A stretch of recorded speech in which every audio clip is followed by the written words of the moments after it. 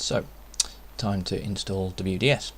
In Windows Server 2012, all we need to do is bob on to Server Manager, and then through Manage, go to Add Roles and Features. WDS needs the DNS and DHCP roles already installed and pre-configured, but if you're on an existing PCLS server, you'll have that anyway. Just click through Next until you actually get to the role selection page. And on here you can scroll down and click the Windows Deployment Services. You don't need to select anything else. When it comes up, it asks you if you'd like the management tools. That's the actual console that you use, so you do want that, so just next to that.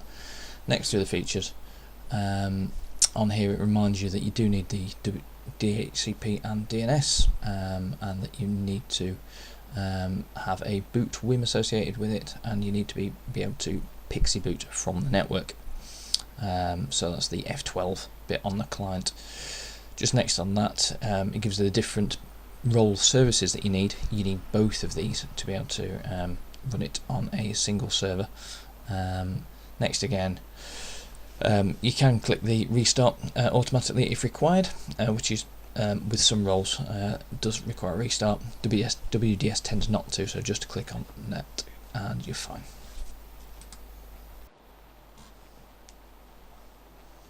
Now that the operating system is starting to install the role, it's simply a case of sitting and waiting. Generally this doesn't take too long to go through, particularly if you're on a reasonably beefy server.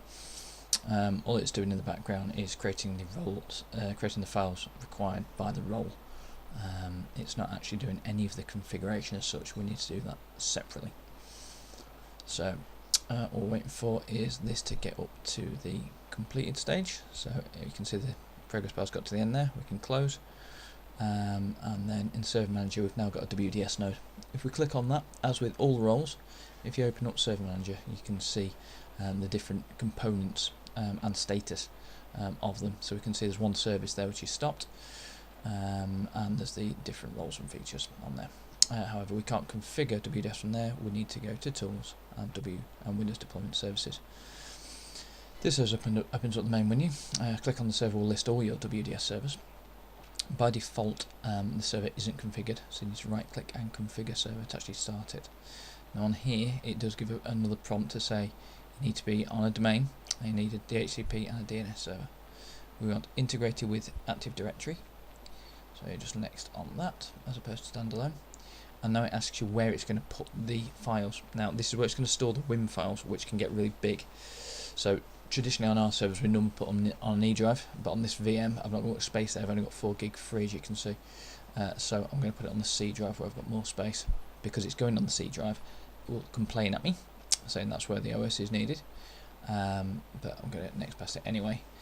Now, if you're using the DHCP server on the same server, we can just click next here. If it's on a different server, then you do need to make some appropriate changes at this point to be able to tell WDS where to listen for its DHCP packet.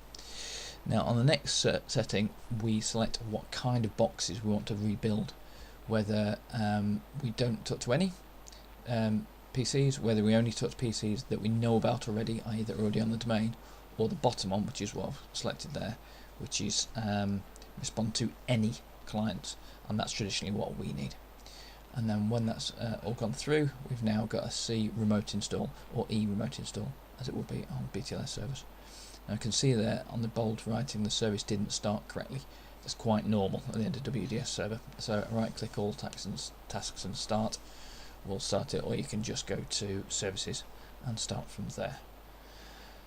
Give it a few seconds for this to fire through, and ta-da! We've now got a full set of nodes there that we can go through, which is WDS finished its initial configuration.